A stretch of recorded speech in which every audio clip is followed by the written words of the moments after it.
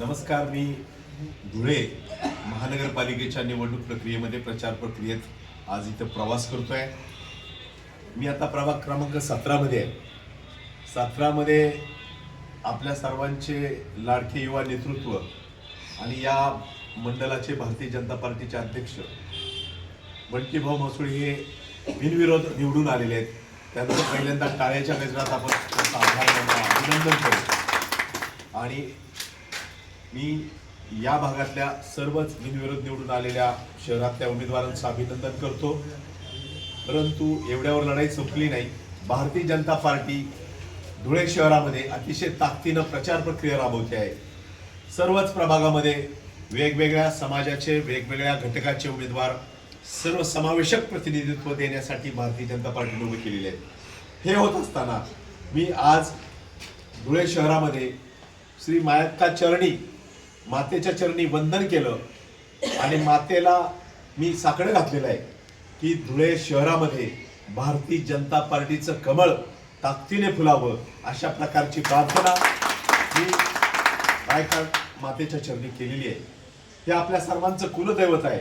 बांधवांनो, ज्यावेळी आपण येळकोट येळकोट जय मल्हार म्हणतो, देवीच्या नावानं आपण खरं तर चांग बरं म्हणतो, त्यावेळी आपलं कर्तव्य आपल्या समाजाप्रती आपल्या धर्माप्रती तितकंच महत्त्वाचं असतं.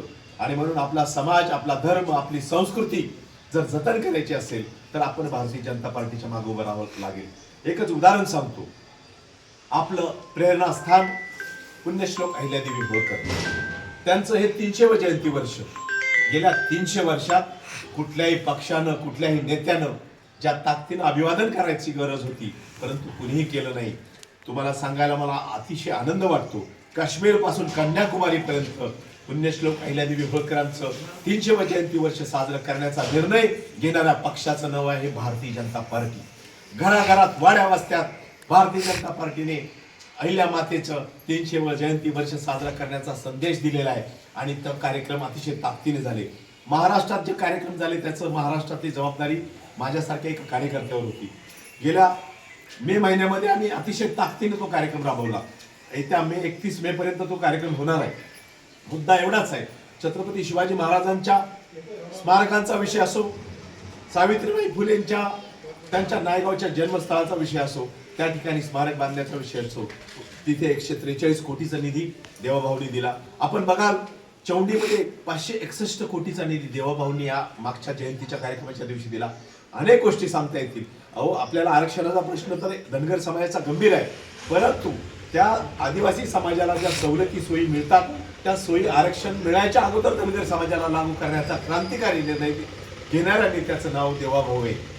अर्थात देवेंद्रजी फडणवीस साहेबांचं सरकार आपल्या सोबत आहे.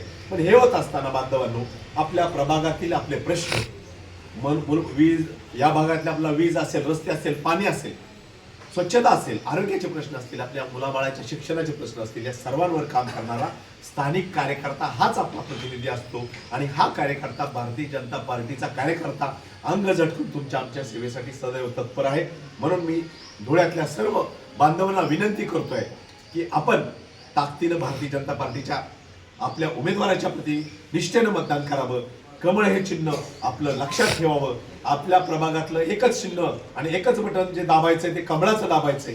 जेवढी 4 बटन असतील, 2 असतील, 3 असतील, 4 प्रभाग असेल तर 4 कमळाची बटन दाबावी लागतील, 2 असतील तर 2 दाबावे लागतील.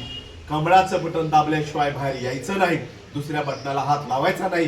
कारण कमळाचं बटन म्हणजे पुण्यश्लोक अहिल्यादेवी होळकरांना आपण वंदन करण्यासारखं आहे. अशा प्रकारची मी भावना व्यक्त करतो आणि सर्वांना कमळाच्या मागे ताकदीनं उभं राहावं आणि 15 तारखेचं मतदान भारतीय जनता पार्टीला करावं ही विनंती करतो.